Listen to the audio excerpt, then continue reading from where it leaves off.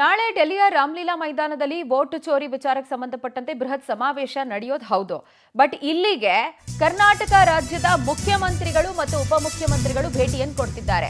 So ಇಲ್ಲಿ ಒಂದು ಪ್ರಶ್ನೆ ಹೇಳುತ್ತೆ, ಇದು ರಾಜಕೀಯ ಚರ್ಚೆನಾ ಅಥವಾ ಬರೀ ವೋಟ್ ಚೋರಿ ಒಂದಕ್ಕೆ ಹೋಗ್ತಿದ್ದಾರಾ ಅಂತ.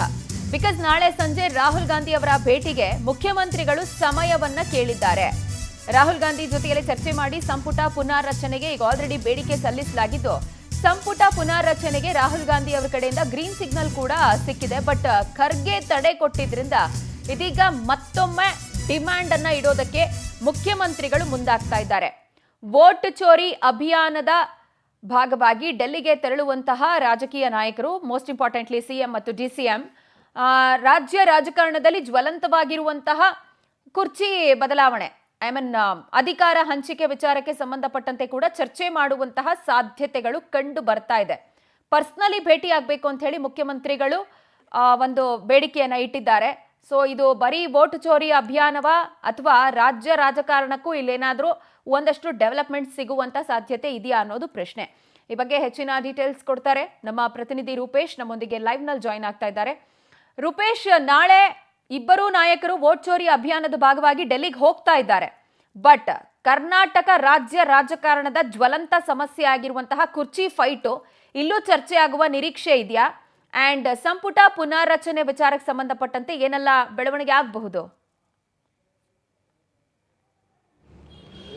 ಇವತ್ತು ಸಿಎಂ ಡಿಸಿಎಂ ಇಬ್ರು ಕೂಡ ನಾಳೆ ದೆಹಲಿಗೆ ಹೋಗ್ತಿರೋದು ಒಂದು ಕಾರಣ ಏನಂತ ವೋಟ್ ಚೋರಿ ಅಭಿಯಾನ ಅಂತ ಹೇಳಿ. ಆದ್ರೆ ಮತ್ತೊಂದು ಕಾರಣ ಏನಂತ ಹೇಳಿದ್ರೆ ನಿಜಕ್ಕೂ ಕೂಡ ಇಲ್ಲಿ ಕುರ್ಚಿ ಬದಲಾವಣೆ ಚರ್ಚೆ ಆಗ್ತಾ ಇದೆ, ಪವರ್ ಶೇರಿಂಗ್ ಚರ್ಚೆ ಆಗ್ತದೆ. ಈ ಒಂದು ಪವರ್ ಶೇರಿಂಗ್ ಒಂದು ಕ್ಲಿಯರ್ ಆಗಿರ್ತಕ್ಕಂಥ ಸಂದೇಶವನ್ನು ತರಲಿಕ್ಕೆ ಡಿಸಿಎಂ ಅವರು ಸಿಎಂ ಬದಲಾವಣೆ ಚರ್ಚೆ ಮಾಡ್ಲಿಕ್ಕೆ ಹೋಗ್ತಾ ಇದ್ರೆ, ಸಿಎಂ ಅವರು ಸಂಪುಟ ಪುನರಚನೆ ಮಾಡಬೇಕು ಆ ವಿಚಾರವಾಗಿ ಚರ್ಚೆ ಮಾಡ್ಲಿಕ್ಕೆ ದೆಹಲಿಗೆ ಹೋಗ್ತಾ ಇದ್ದಾರೆ. ಇಲ್ಲಿ ಪ್ರಮುಖವಾಗಿ ಯಾಕಂತ ಹೇಳಿದ್ರೆ ದೆಹಲಿಗೆ ಹೋದಾಗ ಅಲ್ಲಿ ನಾಳೆ ಸಂಜೆ ರಾಹುಲ್ ಗಾಂಧಿ ಅವರ ಭೇಟಿಯೂ ಕೂಡ ಸಿಎಂ ಅವರು ಸಮಯನ್ನ ಕೇಳಿದ್ದಾರೆ ಅಂತ ಹೇಳಲಾಗ್ತಾ ಇದೆ. ಇಲ್ಲಿ ರಾಹುಲ್ ಗಾಂಧಿ ಹಿಂದೆ ಗ್ರೀನ್ ಸಿಗ್ನಲ್ ಅನ್ನು ಕೊಟ್ಟಿದ್ರೆ ಸಂಪುಟ ವಿಸ್ತರಣೆ ಮಾಡಿ ಅಂತ ಹೇಳಿದ್ರು. ಅದಾದ ಬಳಿಕ ರಾಜ್ಯದಲ್ಲಿ ಮಲ್ಲಿಕಾರ್ಜುನ್ ಖರ್ಗೆ ಅವರ ಮನೆಗೆ ಹೋಗಿ ಸಿಎಂ ಸಿದ್ದರಾಮಯ್ಯ ಚರ್ಚೆ ಮಾಡೋದು. ಆ ಸಂದರ್ಭದಲ್ಲಿ ಸ್ವಲ್ಪ ಕಾಲ ಈ ಒಂದು ಸಂಪುಟ ಪುನರಚನೆ ಇರಬಹುದು ಅಥವಾ ಸಂಪುಟ ವಿಸ್ತರಣೆ ಇರಬಹುದು, ಈ ವಿಚಾರವನ್ನ ಸ್ವಲ್ಪ ಹೋಲ್ಡ್ ಮಾಡೋಣ, ಬೇರೆ ಬೇರೆ ವಿಚಾರವನ್ನ ಸಾರ್ಟ್ ಔಟ್ ಮಾಡ್ಕೊಳ್ಳೋಣ ಅಂತ ಹೇಳಿ ಮಲ್ಲಿಕಾರ್ಜುನ್ ಖರ್ಗೆ ಅವರು ಹೇಳಿದ್ರು. ಹಾಗಾಗಿ ರಾಹುಲ್ ಗಾಂಧಿ ಕೊಟ್ಟಂತ ಗ್ರೀನ್ ಸಿಗ್ನಲ್ಗೂ ಹೋಲ್ಡ್ ಸಿಕ್ಕಿತ್ತು. ಇದೀಗ ಮತ್ತೆ ಪುನಃ ಸಂಪುಟ ವಿಸ್ತರಣೆ ಆದ್ರೆ ಸಿಎಂ ಸಿದ್ದರಾಮಯ್ಯ ಕುರ್ಚಿ ಮತ್ತಷ್ಟು ಕಾರ್ಯಗಳು ಸೇಫ್ ಆಗುತ್ತೆ.